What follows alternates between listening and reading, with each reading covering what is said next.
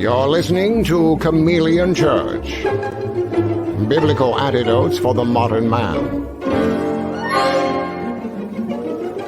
With your host, Alan Aguirre.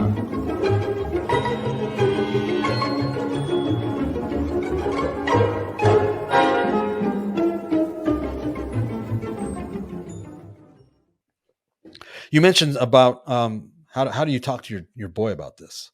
And I suggested Deuteronomy 6. Deuteronomy 6, this is what it says. Now, this is the commandment, or the Torah, the statutes and the rules, the Torah observances, that the Lord your God commanded me to teach you, that you may do them in the land to which you are going over to possess it, that you may fear the Lord your God, you and your son and your son's son. So how do you do that? How do you raise your child in the Lord so that they raise their child in the Lord? It says so right here. That you may do them, right? Do what? The Torah. That you may fear the Lord your God, you and your son's son, by keeping all his statutes and his commandments, which I command you all the days of your life, and that your days may be long. Oh, you mean if I keep the Torah, it's generational, and my son and my son's sons will? That's what it says. Christianity doesn't have any formula like that. Okay, now this is the commandment. I'm starting over because I triggered myself again. Now this is the commandment, the statutes and the rules, the Torah, that the Lord your God commanded me to teach you, that you may do them in the land to which you are going over to possess it, that you may fear the Lord your God. There's the beginning of wisdom. You and your son's son, by keeping all his statutes and his commandments, which I command you, all the days of your life, and that your days may be long. Hear therefore, O Israel, Shema Israel, and be careful to do them, that it may go well with you. Hear, O Israel, Shema Israel, Adonai Eloheinu, the Lord our God, the Lord is one. Adonai Echad, the Lord is one. You shall love the Lord your God with all your heart and with all your soul and with all your might. There's Jesus saying the only thing that he knows, and that's what the Father says. And these words that I command you today shall be on your heart. That means it's a part of you. You shall teach them diligently to your children, and shall talk of them when you sit in your house, and when you walk by the way, and when you lie down, and when you rise. You shall diligently keep the commandments of the Lord your God, and his testimonies and his statutes, which he has commanded you. And you shall do what is right and good in the sight of the Lord, and it may go well with you, and that you may go in and take possession of the good land that the Lord swore to give to your fathers. This is all the stuff that Israel was supposed to do that Paul's talking about in 1 Corinthians 10, the premise of our field manual. When your son asks you in time to come, what is the meaning of the testimonies and the statutes and the rules that the Lord our God has commanded you? So our kids are going to see us leading them at Shabbat dinner, leading them in communion. Our kids are going to see us leading them in eating matzah for a week.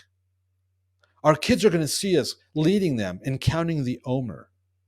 The kids are going to see us leading them when it comes to Pentecost, to Shavuot. The kids are going to see us get up for the Shabbat every week and not go to work and keep that day holy. The kids are going to see us looking for the new moon every month and blowing the shofar when we see it. The kids are going to see us on the Feast of Trumpets blowing the shofar to remember the supernatural shofar blast of Shavuot, which is going to remind us that there's a future supernatural shofar in our future, prophetic future. The kids are going to see us going before the Lord on the Day of Atonement. And then they're going to see us party for 8 days for the Feast of Ingathering for Tabernacles. We're going to exemplify those things. When your son asks you in time to come, what is the meaning of these things? What is the meaning of the testimonies and the statutes and the rules? What is the meaning of this Torah stuff that you're teaching me? What are the meanings of these things? Then you shall say to your son, we were Pharaoh's slaves in Egypt, and the Lord brought us out of Egypt with a mighty hand. I was in bondage, son. I was in sex, drugs, and rock and roll. I wasn't a good guy. And God delivered me from my Egypt with a mighty hand. And that's why I do these things, because he redeemed me from my life of death. He saved my life from death. And that's why I do these things. And the Lord showed signs and wonders, great and grievous, against Egypt and against Pharaoh and all his household before our eyes. And he brought us out from there. He brought us out of death and darkness, that he might bring us in and give us the land that he swore to give to our fathers. He brought me into my prophetic inheritance, and that's why I do these things. That's why I don't eat leavened bread during the week of unleavened bread. That's why I eat matzah instead. And the Lord commanded us to do all these statutes and to fear him, to fear the Lord our God for our good always, that he might preserve us alive as we are this day. And it will be righteousness for us if we are careful to do all this commandment before the Lord our God as he has commanded us. That's why I do this, son. That's why I do this, Corin. That's why I do this, Julian.